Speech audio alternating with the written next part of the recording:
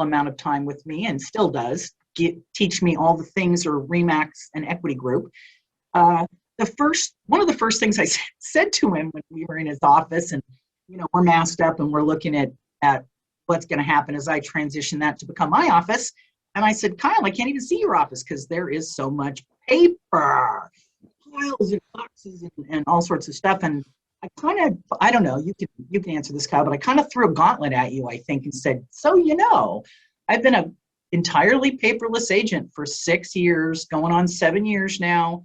I would never go back. It certainly isn't for everyone, but any amount of streamlining in this regard that you can do in your business, I believe, is going to be a very big benefit to you in regards to saving time, saving money. We're going to get into those details as we get into the presentation. But Kyle, you were not initially very open to this concept. You're like, oh, I like the paper. I like having that physical thing in my hand. How has that changed for you in the last few months? Because you did have an open mind, and I have without a doubt, your practices for sure. Yeah, and without a doubt, I mean, to be totally frank with everybody, being open and honest, which I think is a good thing, is that as I was clearing out my office that I'd been in for 6 years, and really just transferred stuff from other offices I'd been in the past without thinking about it before, right? So just maybe moving files from one drawer to another, one office to another over the years. And then I looked at all this stuff that I needed to clean out from an office so that Lesli could have a home and I could move on to admin and all of that. And it took me a lot longer because I had a lot of files and I had a lot of paper. And I will tell you, at the end of the day, I digitized probably about a full file box full of paperwork through a 2 or 3 week period. And there was at least about 3 or 4 boxes that were either recycled or shredded. And it was stuff that honestly I hadn't touched in most of that 6 years, let alone more. So I quickly went into that and said, okay, I need to change. Part of that was digitizing as I went. And then as I started to get to know Lesli through this process and her telling me about her experience, I was like, boom, we need to do a class. And it wasn't just for me anymore. It was really for everybody, because I will tell you right now, I mean, I still print stuff out from time to time because there's things like calendars that I have to visualize differently. But as I'm going to different offices and meeting agents and doing one-on-ones, I'm realizing that we all could use a few tweaks in what we do to make it more efficient, and yeah, we're going to save some papers, save some trees, and save the environment. That's awesome. However, a good chunk of it is becoming more efficient in what we do. And even more importantly, it's being able to work on the fly and being able to work mobile while you're on quote unquote vacation or a realtor vacation or whatever, and being able to still do your job without having to worry about your files, right? So anyway, that's kind of how this all started. And thank you, Lesli, for doing this today. Lesli, if you wouldn't mind, before we get into the presentation and your thoughts, if you wouldn't mind just kind of sharing with everybody how you want this to work as far as chat box or unmuting and all that, that'd be awesome. And take it away. Okie dokie. So I like to have an interactive session, but I know not everyone's comfortable on the Zooms. We do a couple of things. When I ask for feedback, there is a little bar at the bottom. You can throw your hand up or physically throw your hand up, and Kyle and I can work through calling on you, or you can throw stuff in the chat. But I would like it to be a little interactive because it's always more valuable if we spend a little time interacting. Okay, I threw up a quote here. Can everyone see my adapt? Yes. I was looking for, when I put this presentation together, which I did in the last week or so, my husband, who works for information technology, works for a company called Seagate. They make like half the hard drives in the whole entire world, kind of a big place. And he's been with them for a long time. And so I'm lucky in that I have a built-in like information technology expert / guru available to me. And he informed a lot of this presentation just because I was able to pick his brain from his point of view as someone whose whole job, whose whole company is based on data, storage, and integrity. It was an interesting perspective. So one of the things he suggested was we adapt to survive. In fact, I would say we need to adapt to thrive. The paper can drown you. It definitely was drowning Kyle. It was drowning me when I decided to take this on a long time ago. And my biggest challenge, frankly, was boxes and boxes of old real estate files that I have or had in my garage or whatever other place that I was storing it. You know, we keep these files for like 7 years, I think is the right time frame there. And we have to have them available at the drop of a hat. Should we need them as a broker? Should the state need them? Whoever. And they have to be complete and intact and available for us to locate. And I found that was never the case. When I did have to go back into my files, I could never find anything. I mean, dig boxes, and I keep pretty good organization by year and stuff. So I just made a resolution after I had to go back and dig for a few things that I was going to convert entirely to digital. I have been doing digital or paperless for 6 years, and you couldn't force more paper back into my, if you told me today I had to give that up and go back to a paper-based system, I'd go find another line of work. That's how dedicated to this I am, because it has saved me immense amount of time, maybe not immense, but definitely money. But most importantly, it's allowed me to provide a really seamless experience for the people I work with, whether that are brokers. Right now, my clients are brokers in this office, or my clients that I do transactions with. I do a few transactions a year still to keep fresh in the game, but I just wouldn't ever give it up. And here's the thing. In order to take this on, it's all about changing your mindset, okay? So it's not the strongest of the species that survive, and it's not the most intelligent that survive. According to Mr. Darwin, the ones who respond to change are who survive. That's what this is. This is big change in our industry, and your clients are way, way, way ahead of you. Just so you know, way, way ahead of you. Okay. What's in it for you? Why would you make a wholesale change in your business like this? I'll tell you, time, money. Mostly time. So the first thing you're going to say is, well, I don't believe that, maybe because I'm going to have to set this up. That's going to take time. Indeed, that is true. You're going to have to build some new workflow and some new disciplines, and it's going to take some time. And you're going to need to chunk it down and do it in baby steps so you don't try and eat the elephant in like a month or something. This is a process, an evolution, where you convert your business from what you've been doing to what you're comfortable doing. And there's layers, lots of different layers of things. So after this is over and we get through this presentation and whatnot, if we need to have a follow-up class to get into the minutia of how to actually execute some of these things in workflow, then we should get that feedback to Kyle, and he can let us know, and we can do a part 2 where we can really delve into the day-to-day workflow of a paperless agent. What we're going to do today is do a summary, do an overview, why you should consider this, some resources you can look at. We are going to talk about workflow, but we're not going to get into the level of detail that might be specific. I'm always available if you have questions or want to know things. But it's really, all you're doing is going to be converting. Anytime you're going to pick up a piece of paper or really print a piece of paper, I'm going to ask you to stop and consider, do you really need to print that piece of paper?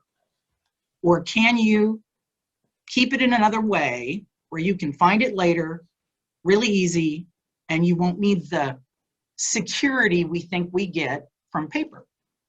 Now, something that I think you should know about my background, I worked for 20 years for US Bank locally, and that was not when we had electronic everything. It was all about paper. And I had files and stacks and, you know, banking, lots of numbers, everything had to balance, everything had to be in writing, everything had to be tracked and duplicated and triplicated, and very much like real estate, there was not a lot of margin for error. And when I got into real estate, my disciplines around all of those things were really good, and I took to our work very well. But it wasn't too long before I started looking around me and seeing people in other industries that were moving way ahead in the digital embracing of things. Our industry's kind of slow about that stuff. So one of the resources, and I'm going to send you to, is National Association of Realtors has some great statistical and other kinds of research, analytics, and reports. If you haven't logged into NAR or to realtor.com to look at this stuff, you're missing out. You pay for all this stuff. This is what all our dues go for. And pretty much any subject matter you might want to have stats on, you don't need to go recreate that wheel. They're out there. Just go look it up and see what NAR says, pull that out, and use it for your purposes. For my purposes today, I went to NAR's Research and Statistic Reports, Real Estate in a Digital Age. I probably isn't going to work as a link until I send this out to you guys. But if you type that in, you'll get to that place. You have to log in to NAR, to realtor.com, because this isn't public information. But the quote I pulled out, just to kind of show you how serious this is, 81% of older millennials, people like me, okay, 80% of younger millennials, 78% of Gen Xers found their homes on their digital devices. And it's not just the buyers. It says 68% of the younger boomers too. So the point here is everyone's online. You guys already know this. Everyone's online. The sellers, the buyers, they're out on the internet. And what are they doing there? They're looking for information. They're trying to get educated about what's happening in their market, how they find a good agent, how they find a good lender, whether they need to stage their house, all the stuff that they're looking at, right? They expect things digitally. When I stopped using paper, I started using conversation to replace paper, and I was astonished how fast my clients seemed to adapt to my new world. Except for it wasn't me, them, it was me. So how many of you still print paper when you go see a client, especially like buyers, a showing or something like that? Show of hands. How many of them take the paper? Or is the paper for you? Give me a little more. Somebody unmute and tell me a little bit about your experience with paper and why you're still using that. They like to go through the presentation that I give them, and so I leave it for them. You're talking about listings, right, Liz?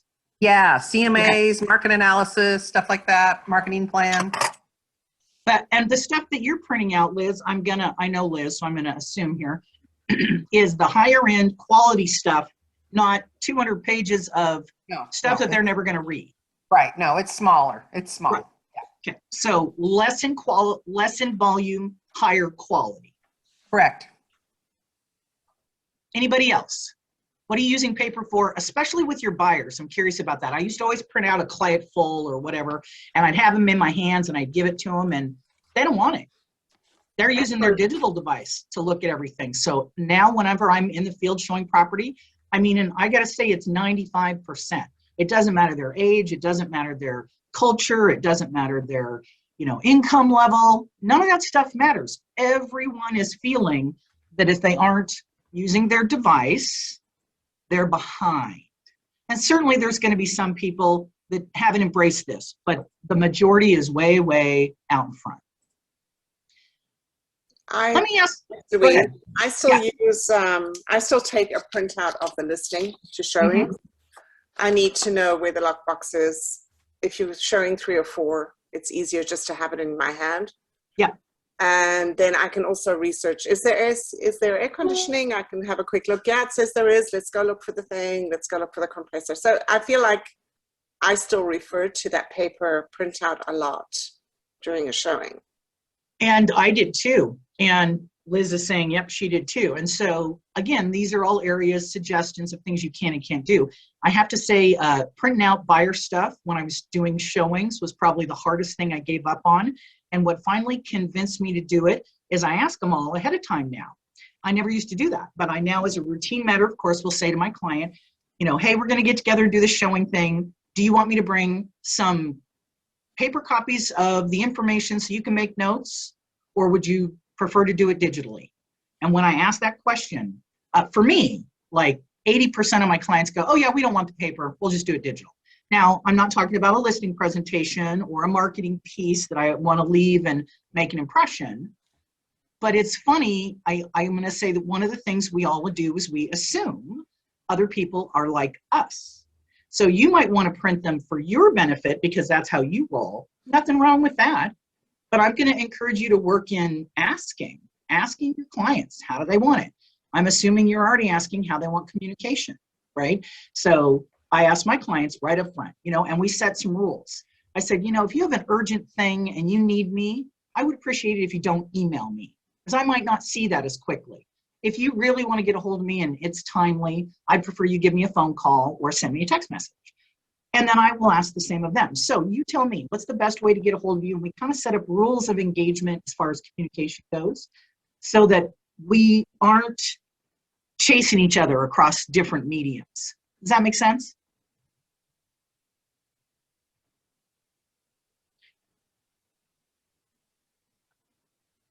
I'm going to talk about the the two S's, the only S of having a digital or a paperless system, and that is storage. And there's two elements of storage that you need to have in place if you're going to go do this, okay? One is security. That's a no-brainer. You got to have a backup, and a backup for your backup, and a backup for the backup for the backup for the backup. So this is what the techies say you should do.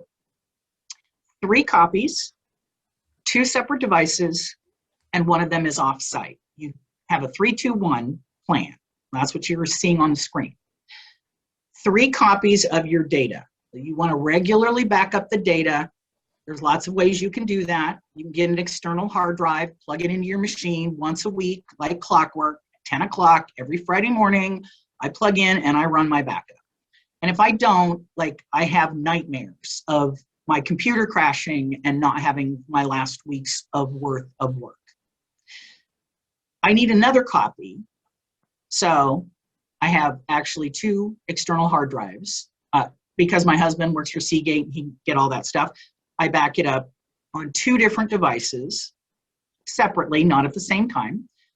And then I have a cloud backup, and that's my number 3, and that's off-site. And when I say cloud backup, what I mean is I pay for a program where it automatically backs up my data at night into the cloud, into the internet world out there, so that if my computer crashes, let's say I have a terrible virus that infects my hardware and my computer, it's likely or possible that it will also infect the data backup that I did. If I'm also backing up to the cloud, there's a possibility the cloud backup service that I'm using might have blocked the virus from loading up. Now, I'm no expert on any of these things, please. But what I am going to tell you is this is what the tech people do. 3 copies, 2 separate devices, 1 off-site for disaster recovery. If your house burns down, you need a hard drive in your freezer. I'm not sure that'll work. It might break the hard drive. I don't know. My mom uses her freezer like a safe deposit box, but there's some things that's not going to work for. I can see Allison laughing. I love it. Yeah, it's true. She does. She's like, oh, you don't need a safe deposit box. If you need to save for fire, just put your documents in the freezer. They're cold, but they'll survive the fire. She's not wrong. Another thing a lot of people do is they'll take one of their hard drives and they'll stick it in a safe deposit box at a bank or put it some other place, someplace not where your computer always is. So if there is some sort of disaster, I don't know, wildfire, ice storm, pandemic, just, off the top of my head, then you're not counting on your physical place that you keep these things to be intact. You have an offsite backup. Any questions about 3-2-1? Pretty straight up. I have a picture of the cloud. I'm not even going to try and describe. I've had my husband, I've asked him a million times to explain to me what the cloud is, and I still don't have a good description that I feel I can give you in a training setting. So I guess I'll just let you go with whatever your mind thinks. I put a visual because this is how I look at the cloud. We connect to the cloud, a out there place to store our information, and it's really not a cloud at all. Frankly, it's usually some company that we're paying for who's storing and handling this data stuff for us, like Facebook, right? Or You know, pick a million other things, Google, whatever you're using out there. Searchable. Let's talk about this. This is very, very, very important. These are the pillars. You've got to have security and you've got to have it searchable. The only way the data is going to be useful to you is if you can data mine it, if you can search it and use it. That's how you leverage data. So when you establish a system for saving things in a more electronic way, you want to do it with intention and you want to set up some base things. And here they are. This is about database management overall, which is key in our business. You're at the end of your tenure as a real estate agent, you're going to have a database. You're going to have a bunch of files, which are your stories of your business that you've done with your clients.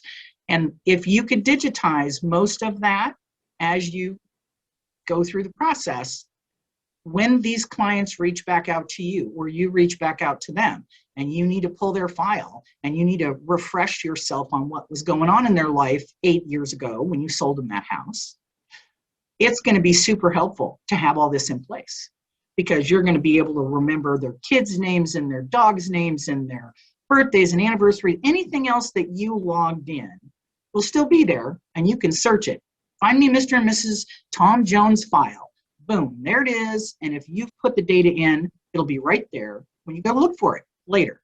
Now, this is the benefit eventually of setting these systems up. It isn't going to be there overnight, but once you use the discipline where you start doing it electronically over the time frame, it adds up. You know, now that I've been doing this 6 years, I have 1 or 2 boxes of files left instead of 12 in my garage where I'm safekeeping them. I was going to digitize everything and I never ever got there. But just the fact that I started keeping everything electronically so long ago, I didn't have to scan my files. So, you know, one of the things that I was really overwhelmed with when I first started doing this, it seems overwhelming. It's, for me, I'm very type A. I thought, I'm going to have to go and digitize everything I've ever done. Well, that's ridiculous. I've been selling real estate for 20 years. That's ridiculous. What I did learn 3-4 years into the process is this will take care of itself.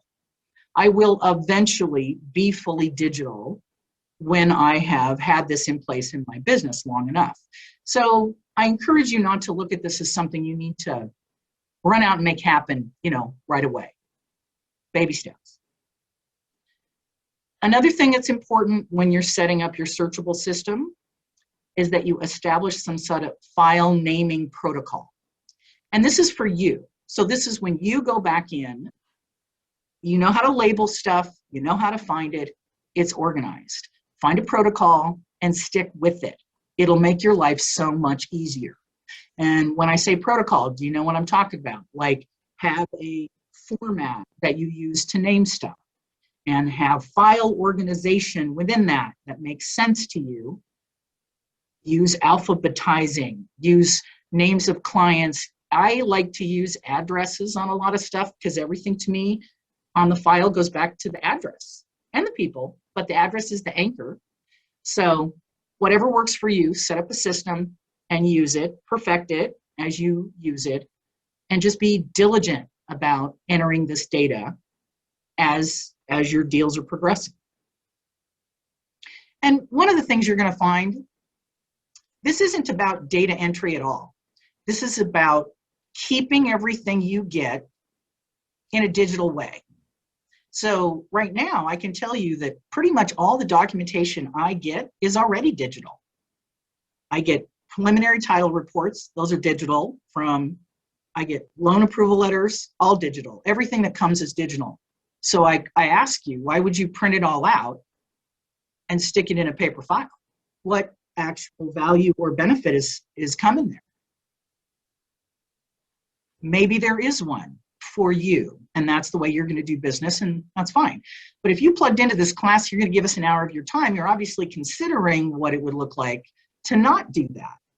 And what I can tell you is it's scary, a little walking without the net, but then the first time you go back into your system and look something up, it's there. And I got to tell you, I don't use a very complicated system. I use Google Contacts mainly. And then I use my computer, and I have a file, and everything I get, I throw into the file. When it's done, I take communication that I've saved in an Outlook folder, and I copy that to the file. Now I have it all, and I put the file in a closed deal file. And because I back up every week, I know that data is getting backed up.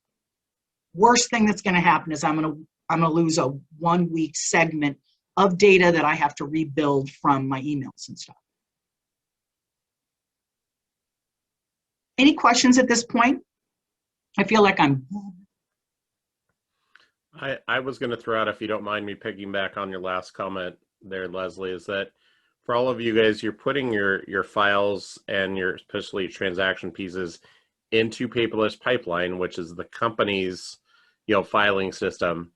I will tell you right now, just an FYI, we do have a backup of that and a backup of the backup and the whole bits. And you're covered. Like, I've talked to Jeff Davis about this, and he says, if you want to just get rid of your files at that point, you can. Now, I'm not that. Whoa. I know, I'm not that person, and I don't think most of us are. However, because the company keeps everything they need transactionally, that's what he's been talking about. I just got to go on the record as absolutely 100% disagreeing with that advice. Just going to tell you. Sure. Jeff's a lawyer. I'm not. But here's why. You don't put everything in pipeline. You just don't. You don't upload every email that you did. You don't upload a bunch of stuff. And frankly, I don't want to look at that. This may be a Leslie needs to learn Remax way, so I defer to Kyle because he's been here a long time. But what I'm going to tell you is the real estate agency expects 2 copies. You have one, we have one, and ours definitely does not let you off the hook from having your own copy. I have been through an Oregon real estate examination where this was proven to be absolutely true as recently as 4 years ago. So, Kyle, we should check with Jeff on that. Certainly. Because I'm pretty sure that is not appropriate advice. Sounds Leslie? Good. Yeah. I keep everything in Dropbox. Is that an okay place to keep things? So I'm not as fluent with Dropbox on a save and retention basis. I think it's a great place to keep because you have it all organized there. I think the question that I would want you to verify is how do you keep it, save it, and access it later? And do you have another copy if it's all in Google Docs? Do you have a place to get it without going to Google would be my question. Like, do you have a place on your own hard drive or on your own computer? Yeah, no, I used to keep it on my hard drive too, but I pay for advanced Dropbox storage, so it's all in the cloud. And I do have a backup. I've been mostly paperless for a long time. I like to print out the sheets like Louise, but I realized giving them to the buyers where they used to want it, and I have a few buyers that still want it, most of them don't, so yeah, Dropbox has been my saving grace, but I do have to say that Pipeline is fantastic also.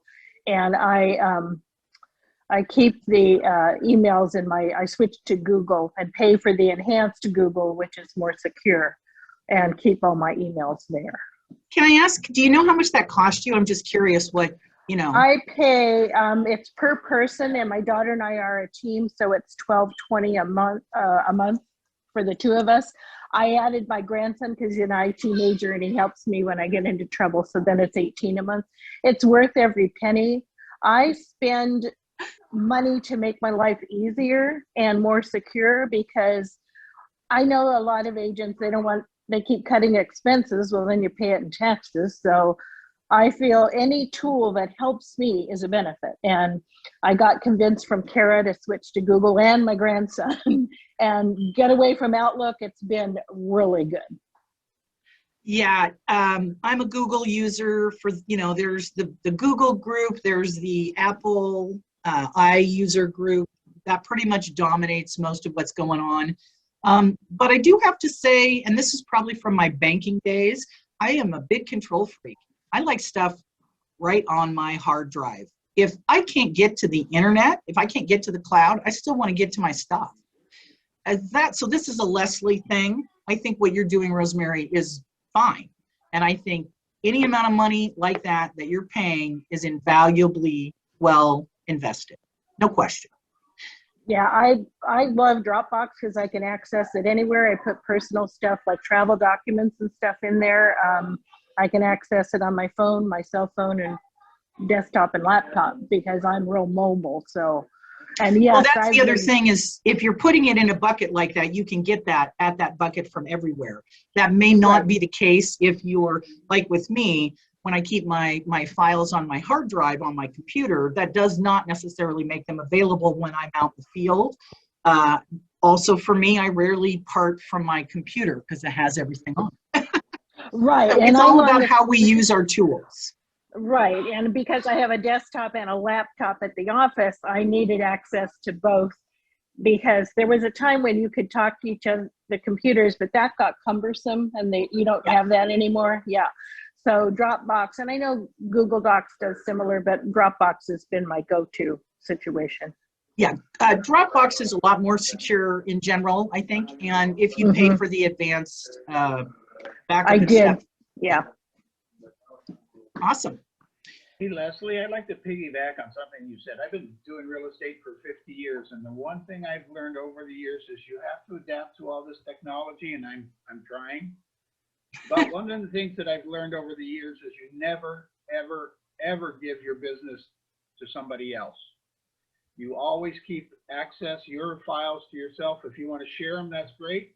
But if you have to get to those files right away, they're not always readily available. And I love you, Kyle, but I never leave the company with all my files in another place where I can't get a hold of them readily. Yeah, the state requires us, frankly, to get a hold of them readily. Thank you, they do. And it isn't a defense to say, oh, I got to call my broker and see if they've got a copy. Not a defense at all. Anyway, so let's move on. Very good conversation. Leverage this information for marketing. This kind of goes maybe without saying, but I'm going to say it. And what I'm going to use as an example is the First app. If your information is digitally enhanced, if you are saving everything paperlessly and entering things in your database management system, you can leverage all of that data through artificial intelligence. So for example, you can make sure and load all your contacts that you've got into whatever contact thing First is talking to, which is the app we use to tell you which clients might be thinking about listing and who you should get a hold of first. The more robust data you have in place, the more you're saving, the better it's going to be to use this as artificial intelligence becomes more and more and more prevalent in our industry. And it's going to. Artificial intelligence is how Facebook works. It's how Amazon works. It's how all that online stuff works. And we have a ton of it already happening in our industry. When I shop for a barbecue, all of a sudden barbecues are everywhere, on my phone, on my computer, on all my media, because they're tracking what I'm doing. We can use that same technology to track what our clients and consumers are doing to find out how to better serve them in the buying and selling house process. So this is here, and it's going to get bigger. And another big benefit, I think, that you're going to have to being paperless and relying on your information being in the computer and not in paper in any way is going to help you leverage and market and increase your reach and your business. It's going to make you way more effective. One thing I want to mention here is, and I'm going to do a riff off MasterCard, because now their ad campaign was so good, whenever I see the word priceless, I think MasterCard. But I want you to know that your data is priceless. It's absolutely invaluable. All of it. Well, maybe not all of it. Okay. What my husband says is all data is not created equal. And we had a very rousing conversation about this the other night, because I wasn't sure I bought that, but after we went through his thinking, I guess I do. And what his point was, some data is not as important because it's not as critical of a piece of information to the overall. You know, having the contact information of my clients, that's critically important. Keeping up on any changes to their email or their phone numbers or their addresses, whatever, that's critical so I can stay in touch with them. Maybe not as critical, keeping up with every child's birthday or every pet's name or whatever's going on with all of that. So all data isn't equal. And what the IT folks suggest is if you can build your system in such a way where the most prominent data is findable first, or that you are careful about, you know, all data. You know, you ever heard the term garbage in, garbage out? You dump a bunch of garbage into your database or into your paperless system, and you're going to have more garbage to wade through when you're looking for the data that is important. So I just want to take a minute and have a conversation. Since we're going to maybe go with the premise that data, all data is not equal, what data is most important, do you think?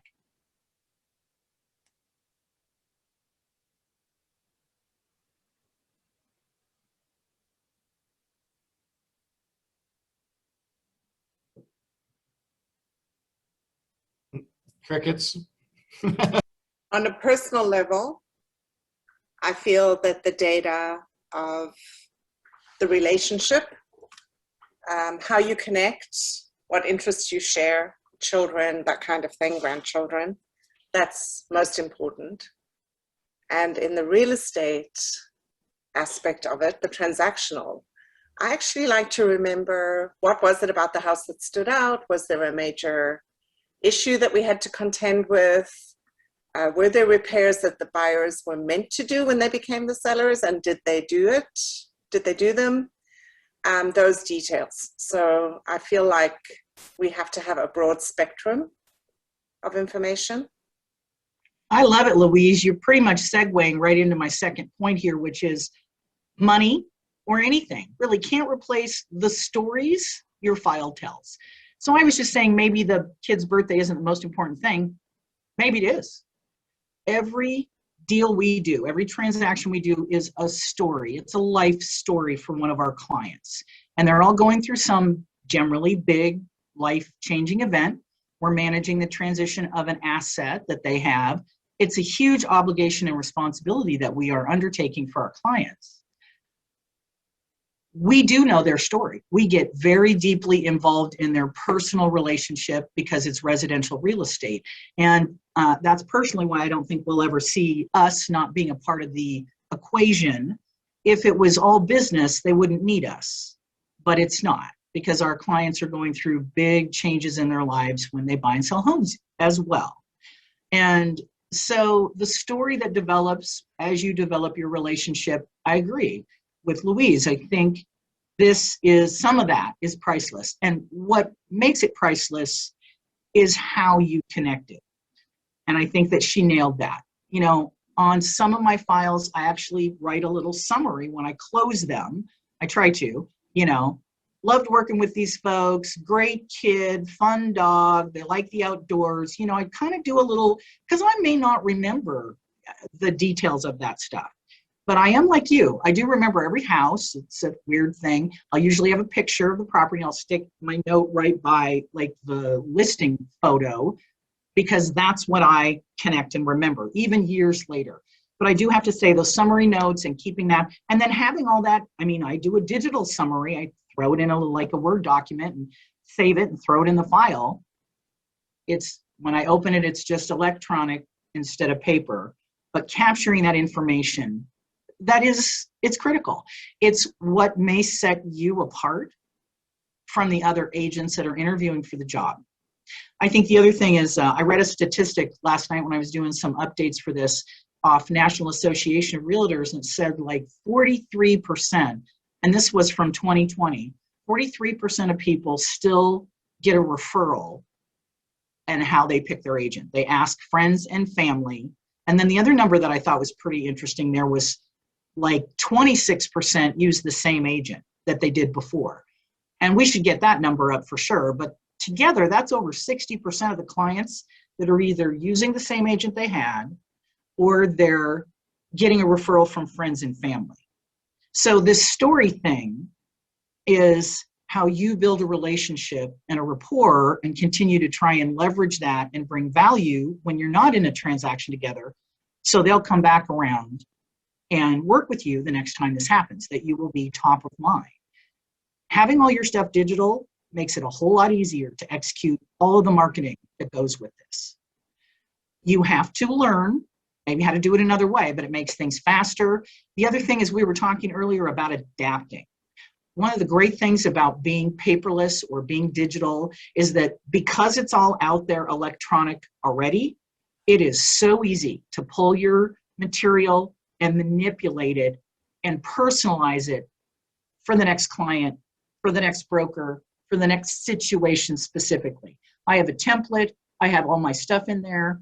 When I'm going to meet with someone and talk about a listing or do a buyer consult or talk to an agent about joining RE/MAX, I've already got all my homework done, and I can then customize just a little bit of it for the person I'm meeting so it's specific to what they want.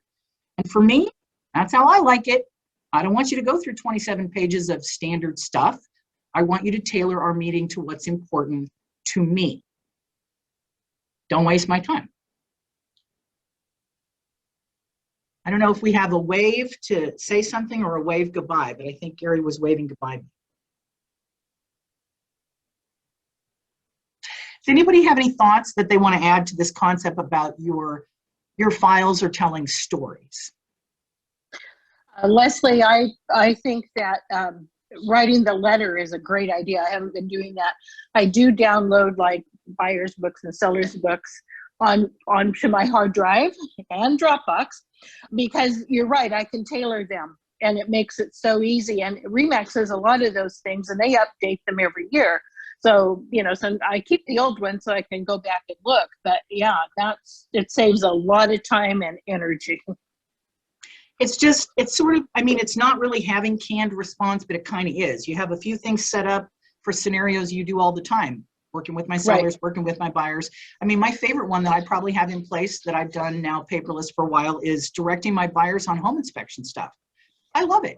I used to call them on the phone and have to ask them to, you know, go back and forth, and it was terrible. It was a messy process. Now I tee up an email and I'm like, here's our next steps. And we talk about earnest money for their situation. And we talk about inspectors for their situation. It's all in writing.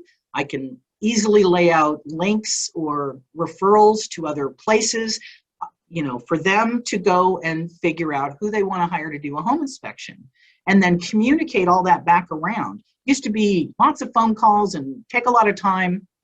I sent an email, they open the email, they execute it, they send an email back saying we're all set up for this time. Now I can call the selling agent and let them know when we'd like to schedule our home inspection. The amount of time it saves it's just seriously enormous, not to mention everything's in writing, which is a lovely broker liability thing for you.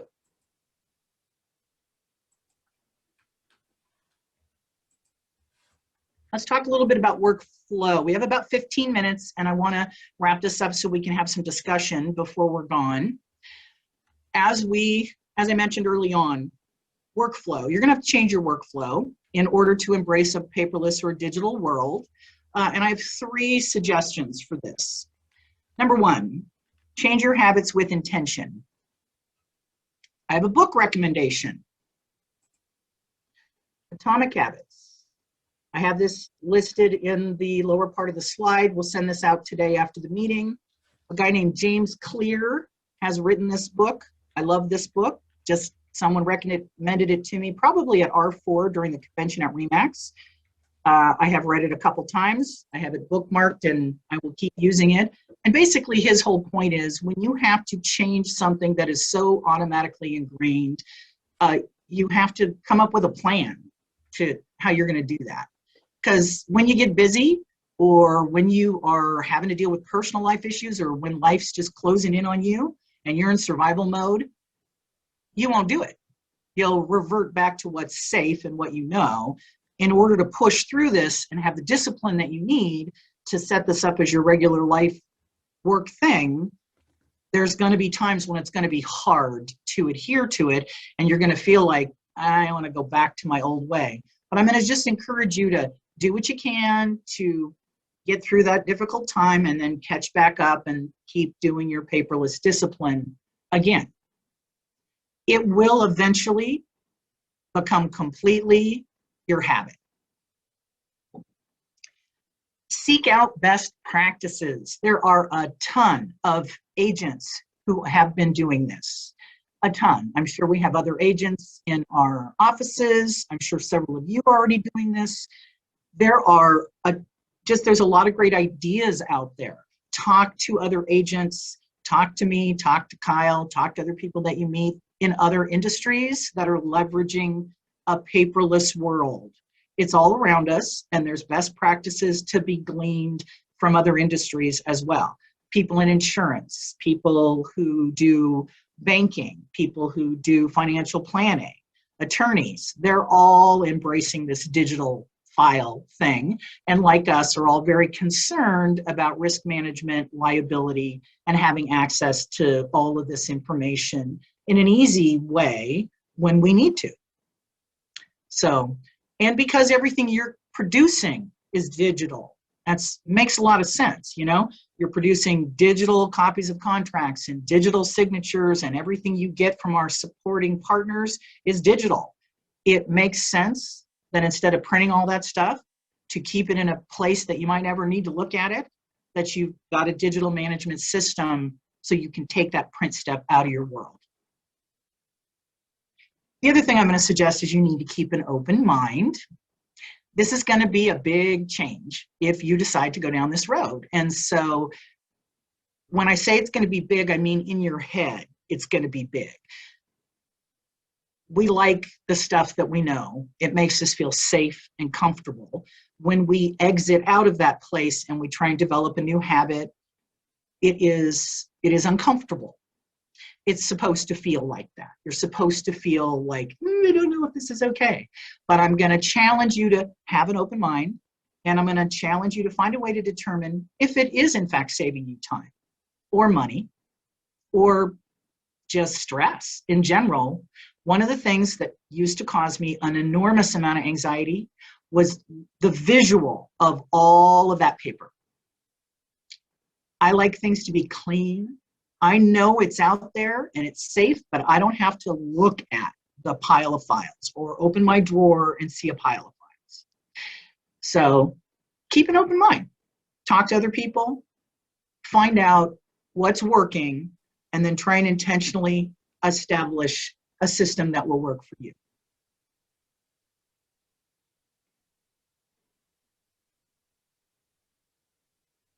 I think the last slide I have just talks about the green of it all, obvious reasons that it'd be a good idea to do this. Let's have conversation. Let's open this up and talk a little bit about what we have covered here today and your thoughts.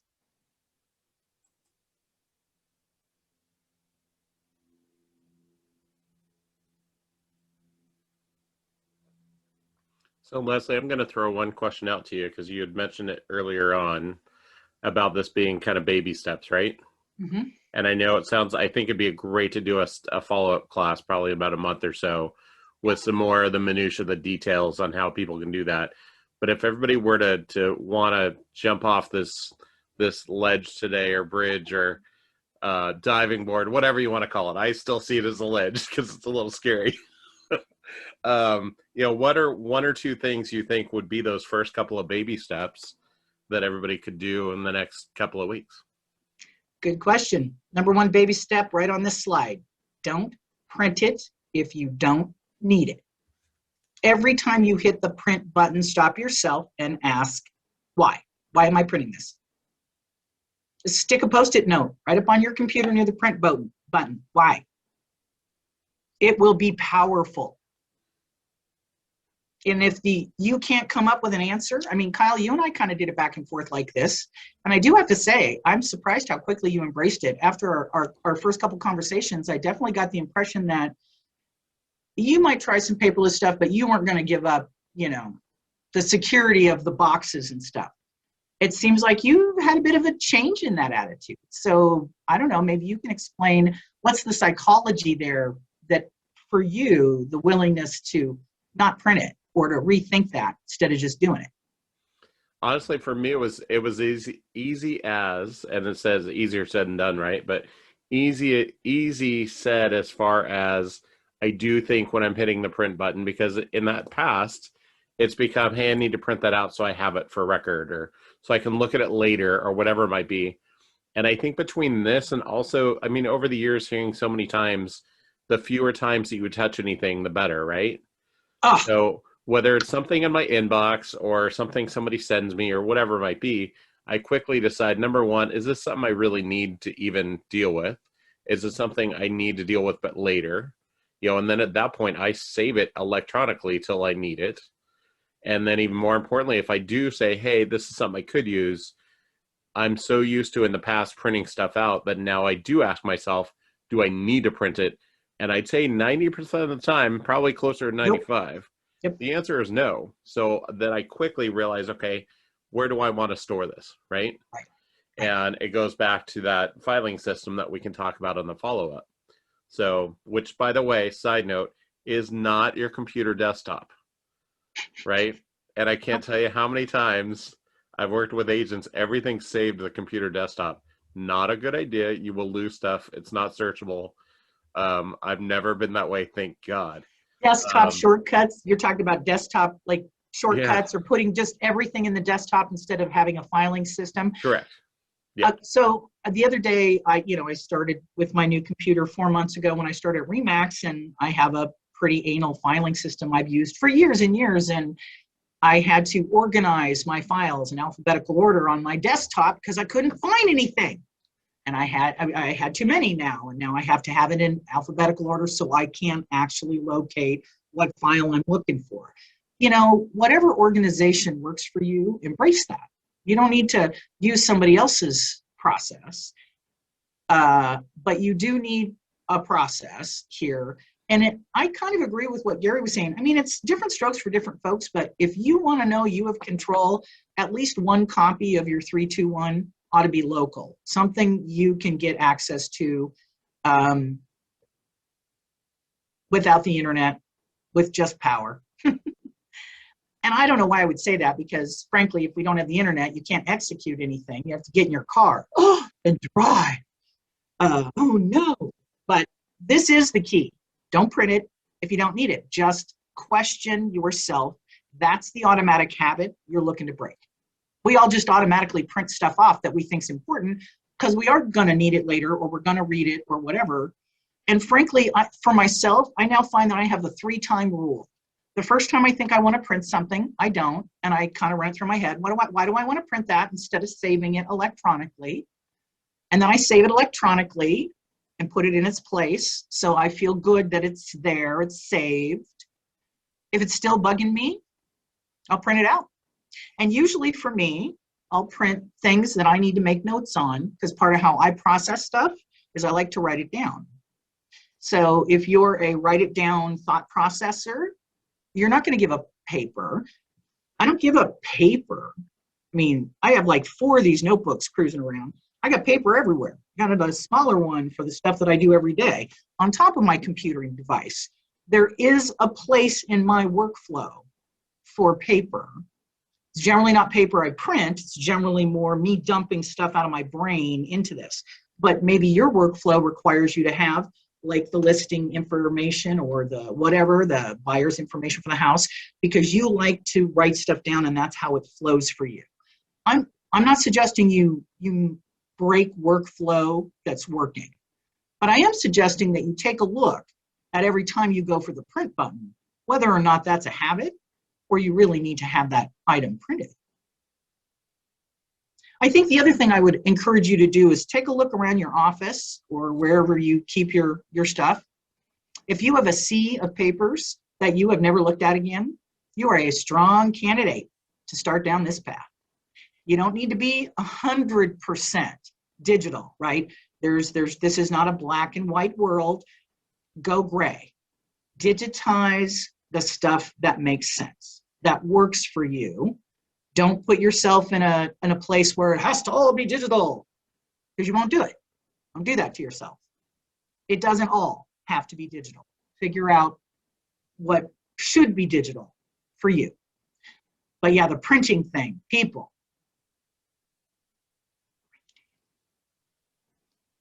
Hey, Leslie, I just wanted to, I know I'm not a broker, but I just wanted to kind of throw my hat in the ring and just say, looking at it from a perspective of saving time. If you had a file open up on your computer and you had 20 or 30 documents in there, it's a lot easier to find something in that list rather than if you had a folder with physical paper that you had to rifle through and find that stuff. So I just wanted to say that it is a really big time saver, what you're trying to do here. So I agree with that. And then I also wanted to just add in that for people who are trying to adjust to a system like this coming from paper, Leslie mentioned, hey, ask your clients first if they want copies of this particular info or if they just want to see it digitally. That'll give you an opportunity rather than trying to just make that jump from A to B. That'll give you an opportunity to make that jump from A to B, but doing it in baby steps. Right, we were talking about baby steps and how to get yourself into this kind of system. A great way, I think, is just to start by asking the client, hey, can you view this digitally or did you want to see this on paper? And when they say no, that gives you one opportunity right there to start off with your first foot forward, trying to get into that system and get into it without feeling overwhelmed. So. Excellent. Anybody else want to share? We thank you for your time. Do you guys want to copy the presentation? There's not a lot of meat on it, but I'm happy to send it out or just send out the links we referenced. Let us know what you want. And I think, Kyle, you're right. I think if we did a day in the life of a paperless agent or something that we went through the workflow of a common things that we encounter, to talk about different ways to do that, that would be a great follow-up for Toolbox meeting in June or July. Yep, I'll talk to you about that and we'll get that set up. I will tell you, if you guys, before you leave, if you go to the chat box, both of those links that Leslie talked about are in there. The NAR Digital Age is in there, as well as the Atomic Habits. I'll also have those linked, and Leslie, if you can send me the presentation when I upload this video to my equity in the next 24, 36 hours, I'll also put that in there. And have that available to everybody. And then my last parting word, I mean, besides the baby step part, because it is baby steps, you don't want to have this detract from your business, right? You don't want to get so sidetracked, like my son does with his schoolwork, that you are not productive. So do it in baby steps. And then I'd also recommend too, get yourself an accountability partner. I think that's always great in stuff like this. Let other people know what you're doing. And then they can just kind of jab you every so often and say, hey, how are you doing with that? And if you need somebody, talk to your branch staff. They're happy to be that partner for you. Talk to your branch manager. Call me up or send me a message. I am great at nagging people. I mean, helping people. And whenever you guys need that, I think it's important to kind of put out there to the world what you're doing like this, because it makes it more real, right? I certainly know Leslie and I have had many talks about my paper habits, and I appreciate you, Leslie, being that accountability for me. So, well, we have built bridges of trust and respect, Kyle, over the last 4 months, working together so closely. And so it's been, when you have a good rapport with anybody, it's great to share this is the best practice thing and whatnot. And, you always need another set of eyes. It's easy for me, and I think Roy was mentioning this, to come in as an outside eyeball and go, hey, I see stuff happening that, I'm not doing anymore. But then there's been certainly plenty of things that I've learned that I would like to add to my world or my practice that RE/MAX is doing. So it always works both ways. The last slide has my contact info. We will send this information out, but I absolutely encourage you to reach out if you have a specific need or question about this. I don't have all the answers, but I could certainly find some other places. The other thing I'm going to suggest as a resource, all of the title companies are offering very robust information technology support through some of their sales execs or other people. If you're looking to chunk this down and you want some help at no charge, call your favorite title company and find out who your IT support person is. I think that person could offer a wealth of individual support for you as you set this up. And again, they're offering those services to you because they like to bring value to you. Oregon Association of Realtors also has a tech support line, but I think it's more troubleshooting than setting stuff up. Is that right, Kyle? Yes, yeah, they're great. And if you guys ever have any issues, like I was trying to get a printer going at home when we first started lockdown and a few other things, and they're actually extremely helpful when it comes to that. I think this was probably out of their normal bounds, but I love the idea of the title folks because they can certainly help you, and they're working with agents all across the area, so even better. Oh, there is one very important thing. Oh, I got to put this in the presentation. I will add it. If you are ever having trouble with your digital device, there's one place that you have to go to fix it. Allison knows. Settings. There you go. My husband taught me this, and I cannot tell you how, I mean, we laugh now. It is a joke around our house. If I'm like, I can't make my fill in the blank, do whatever I just look at him, and he looks at me, and I go, I know. It's in settings, right? Oh, yeah. Okay, but here's the challenge. Is it in settings in the device? Is it in settings in the app, in the device? Which settings is it? Do you know how many settings there are on your PC? I don't even need to tell you. So all I am going to tell you is if you check to see if it's plugged in, that's the first place. If you've checked to see the power strip's powered, that's the second place. And the third place is always settings. Go look in settings. And whatever you're trying to do, almost 100% of the time, that's where it is. That's the best tech tip secret I can ever give you, other than backup your data. Thanks for your time. This has been a great group, good presentation. This material is kind of in flux because it's new.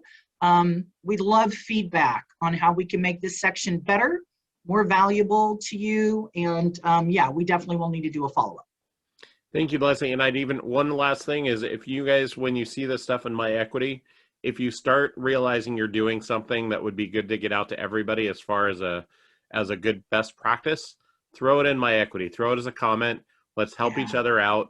This is that collaboration that we're constantly talking about. It's certainly that bumps up that level of professionalism that we all are already there, and it just gets it even better. So please utilize that. And again, the video will be in there within the next 24, 36 hours.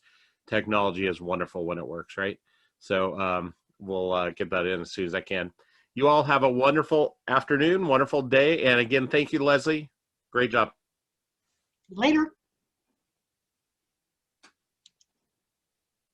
Thank you, Leslie. My pleasure.